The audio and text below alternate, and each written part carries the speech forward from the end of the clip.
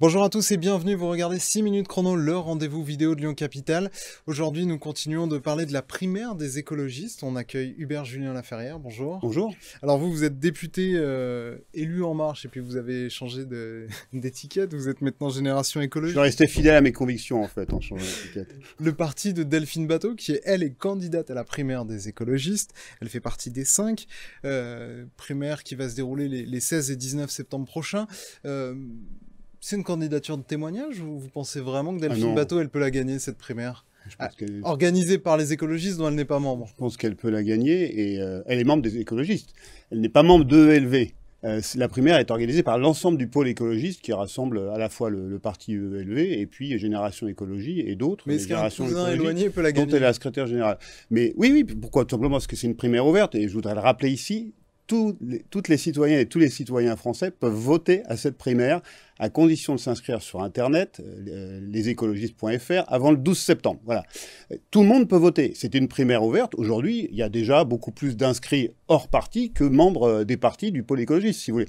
Donc, c'est évidemment une primaire qui n'est pas réservée aux militants. Et donc, une candidate comme Delphine Batho, je crois qu'il y a des choses à proposer qui sont parfois semblables et qui sont parfois différentes de ce que proposaient les autres candidats, à toutes ses chances. Et le débat de dimanche dernier, je crois, l'a tout à fait montré. Oui, d'ailleurs, la conclusion du débat, c'est peut-être même qu'elle est plus verte que les Verts, non?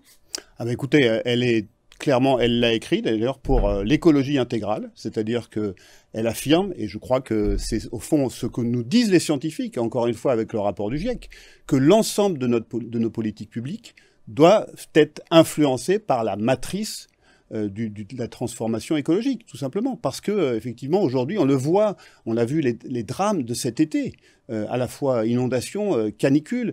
Aujourd'hui, des médecins alertent sur, effectivement, les conséquences sur la santé humaine du réchauffement climatique.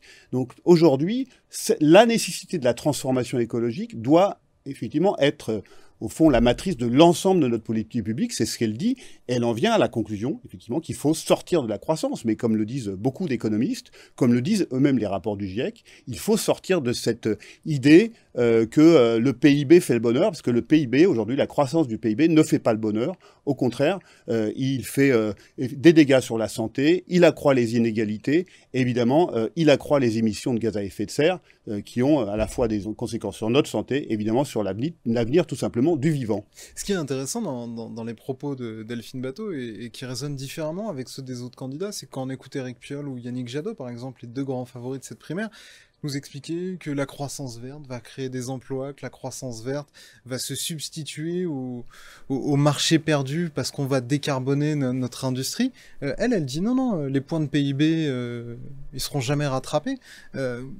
Comment assumer de tels propos, de se dire, eh ben oui, il y aura forcément moins d'emplois, il y aura forcément moins de richesses. Il n'y aura pas forcément moins d'emplois. Regardez. Mais la croissance verte, c'est un leurre.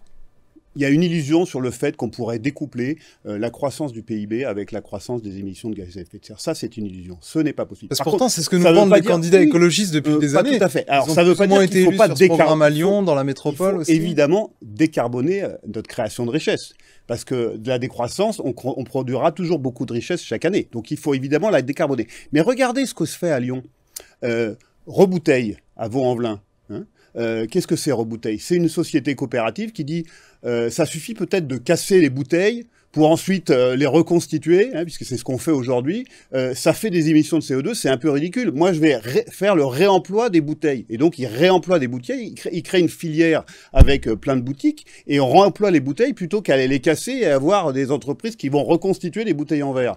Eh ben, Rebouteille, ils ont créé 33 emplois. Enfin, une dizaine d'emplois, pardon, excusez-moi. 33 emplois, c'est un autre exemple que je voulais donner, qui est les ateliers de l'audace, où on va effectivement réparer son vélo, il y a de la convivialité, c'est autre chose qu'aller effectivement donner son vélo à réparer dans un magasin, et 33 emplois créés par les ateliers de l'audace. Vous voyez, ça suffira pas par rapport à ce qui peut être perdu en décarbonant l'industrie. C'est moins de PIB, mais c'est plus d'emplois. Et donc, c'est ça la société de demain que nous prenons avec Delphine Batho dans cette primaire. Il y a cette candidature très axée sur l'urgence climatique, mais on voit aussi que dans l'air du temps, ce qu'on entend plutôt, c'est des débats finalement sur les compétences régaliennes de l'État. Ouais.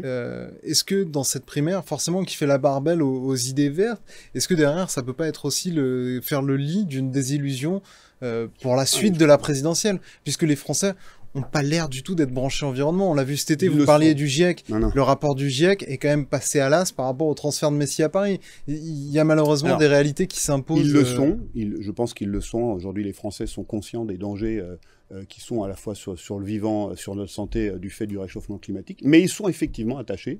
Et ils sont attachés effectivement à avoir à la tête de l'État, en l'occurrence une femme d'État ou un homme d'État. Et Delphine Batho est une femme d'État. Parce qu'effectivement, les Français, ils veulent aussi une présidente de la République qui saura parler à Poutine, qui saura parler à la Chine, qui saura parler aux États-Unis, à Bolsonaro. Donc il faut effectivement aussi une femme qui incarne, je crois, cette culture de gouvernement. Et Delphine Batho, là, elle l'a prouvé en tant que ministre. Elle a effectivement été limogée d'un gouvernement parce qu'elle a dénoncé le manque d'ambition en matière environnementale.